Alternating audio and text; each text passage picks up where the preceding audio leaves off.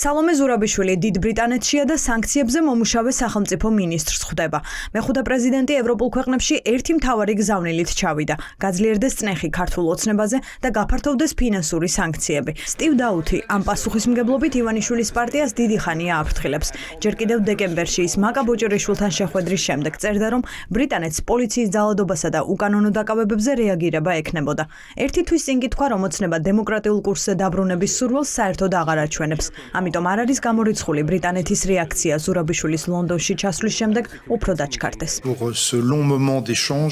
ეს უკვე საფრანგეთის სენატია. ლონდონამდე მეხუთე პრეზიდენტი პარიზში ფრანგმა კანონმდებლებმა მიიღეს.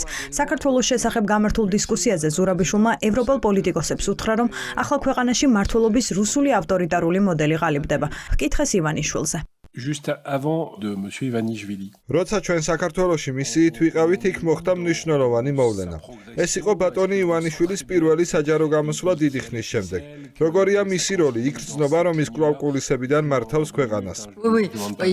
Il a repris deux fois ou trois fois la parole. დიახ, მას შემდეგ მან ორჯერ ან სამჯერ ისაუბრა. ყოველ ჯერზე კიდევ უფრო აგრესიულად და მკვეთრად ანტიდასავლური ტონით. გადაწყვეტილების მიღების თვალსაზრისით ის კვლავაც ძალიან აქტიურია. თუმცა ფიზიკურად, პრაქტიკულად სრულიად გაუჩინარებულია. როგორც ჩანს, მისი უსაფრთხოების გამო საკმაოდ შეშფოთებულია. მას რაღაცის მართლაც ეშინია. ეს დაკავშირებული უნდა იყოს მხოლოდ ჩვენს მეზობელ რუსეთთან. ქვეყანასთან, რომელსაც ჩვენ აქვს მოიშოროს ადამიანები, როცა მიიჩნევს, რომ ისინი აღარ არიან სასარგებლონი. გარდა ამისა, ის ძალიან შეწუხებულია თავისი ფიზიკური გამძლეობითა და სიცოცხლის ხანგრძლივობით, რაც ხშირია ავტორიტარულ ლიდერებს შორის. Mais quels sont les moyens de pression? რუსეთს რა ზეწოლის საშუალებები აქვს მის მიმართ? რა ახსნის ამ შიშებს? La sécurité, la question était. როცა ის პრემიერ-მინისტრი იყო ევროპული კურსის მომხრე. უცბად შეიცვალა, დაიწყო ძალიან ანტიდასავლური განცხადებების გაკეთება და გახდა ის, ვინც ავლენს ახალ რუსულ სტრატეგიას საქართველოში.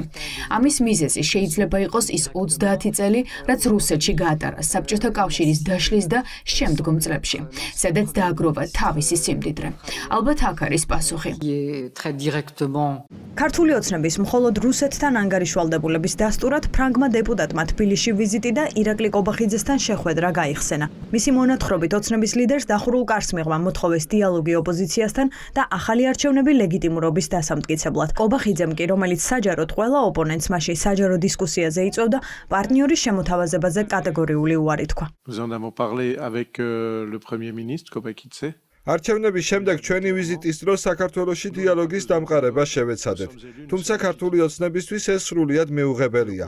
ამის შესახებ ვისაუბრეთ პრემიერ-მინისტრ კობახიძესთან, რომელმაც პირდაპირ გვითხრა, ჩვენ დიალოგი არ გვჭირდება. ჩვენ ვართ არჩეულები, ლეგიტიმურები ვართ. ოპოზიციის განადგურება შევუდგებით. ეს იყო მისი სიტყვები ჩვენს წინაშე. ჩვენ უპასუხეთ, რომ ეს არ არის დემოკრატია. დემოკრატიაში საჭიროა უმრავლესობა, ოპოზიცია და დიალოგი. მაგრამ პასუხი ასეთი იყო. ჩვენ ვწყვეტ თამას. ჩვენ შევთავაზეთ, რომ ახალი არჩევნები ჩატარდეს, რათა მართლაც ლეგიტიმური გახდეს ხელისუფლება. ეს წინადადება კი უარყოფილი იქნა. Des élections placées. ამ დარბაზში იყვნენ ისინიც, ვინც საქართველოში არჩევნებს სადამკვირვებლო მისიის ეგიდით აგვირდებოდნენ. ვინც შეხვედრია ქუჩაში დემონსტრანტებს და თბილისში მიმდინარე პროცესები ადგილზე გაუცნია. ქვეს, რომ ქართული ხალხის ევროპული მისწრაფება უკვალოდ არ ჩაივლის. თუმცა სად არის გამოსავალი და რა შეუძლია ევროპას? ზურაბიშვილი ცდილობს მათ დარწმუნებას, რომ ეფექტური მხოლოდ ფინანსური სანქციები იქნება. Cette forme de leur indépendance qui est de pas laisser. უნდა გადავლახოთ ის აზრი, რომ სანქციები არ მუშაობს ან ხშირად უაზროა მათი დაწესება. სანქციები ხელისუფლების და ბიზნეს წრისთვის რთულად აღსაქმელია.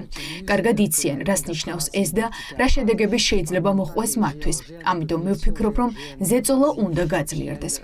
არსებობს შიში. რა თქმა უნდა, ეს არ ეხება ივანიშვილს, რომელიც სავარაუდოდ დაცულია თავისი პირადი სიმდიდრით. მან მიიღო კანონი, რომელსაც ოფშორული კანონი ჰქვია, რაც საშუალებას აძლევს ოფშორული ქვეყნებიდან აქტივების დაბრუნებას საქართველოს ტერიტორიაზე. გადასახადის გადახდის გარეშე. საჭიროა სანქციები, ყურადღება და განსაკუთრებით პოლიტიკური ხედვა. თუ ევროპასა და შავი ზღვისპირა ქვეყნებს ნამდვილად სურთ შავი ზღვის სტრატეგიის ჩამოყალიბება, ეს სტრატეგია აზრს დაკარგავს იმ შემთხვევაში, თუ საქართველო დასავლურ ორბიტაზე არ დაბრუნდება. De la Russie. მეხუთე პრეზიდენტი ევროპაში სამუშაო ვიზიტს აგრძელებს. ლონდონის შემდეგ შეხვედრებს სხვა ევროპული ქვეყნების ლიდერებთანაც გეგმავს. ეს კი მაშინ, როცა ქართული ოცნებისთვის დასავლეთში თითქმის ყველა კარი დახურულია.